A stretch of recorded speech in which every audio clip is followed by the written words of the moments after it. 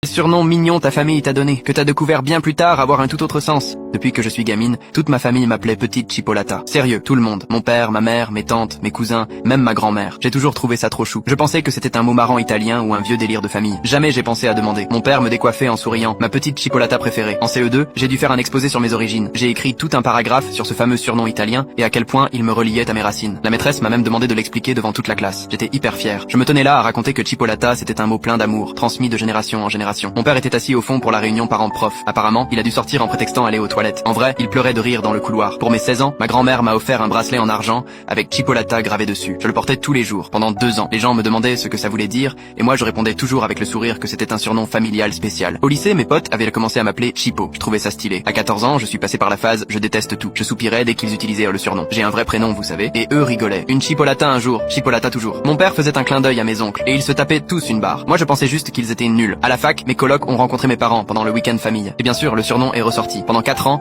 mes potes de fac m'ont appelé Chipo, pensant que c'était un surnom mignon italien. Mon cousin Léo est passé me voir un jour. Quand il a entendu ça, il a failli recracher son soda. Il a essayé de faire comme si de rien n'était, mais aujourd'hui, je capte qu'il se retenait de hurler de rire. Un mec que je fréquentais à l'époque m'appelait même ma petite Chipolata, d'une voix douce. Quand il a rencontré mon père, ce dernier a dû quitter la table. Moi, je croyais qu'il était mal à l'aise que je sorte avec un gars, mais non, il se retenait juste de pleurer de rire. Le mois dernier, j'ai 25 ans, et j'étais au mariage de ma cousine Sarah. Ça faisait longtemps que j'étais pas rentré, mais à chaque visite, le surnom refaisait surface. Je l'avais un peu accepté avec le temps, même si c'était chelou. À force, ça faisait partie de l'ambiance familiale. Donc à la soirée, je bois un peu trop de champagne, je parle avec des cousins que j'ai pas vus depuis des années. Et là, mon oncle Marc débarque, m'attrape dans ses bras, ma Chipolata préférée. Je rigole. Vous m'avez toujours pas trouvé un nouveau surnom, hein? Il éclate de rire, genre des larmes aux yeux. Il appelle mon père et mon autre oncle Karim. Elle sait toujours pas ce que ça veut dire. Et là, ils ricanent comme des gamins. Je les regarde, perdus. C'est juste un surnom mignon, non? Mon père me passe un bras autour des épaules et dit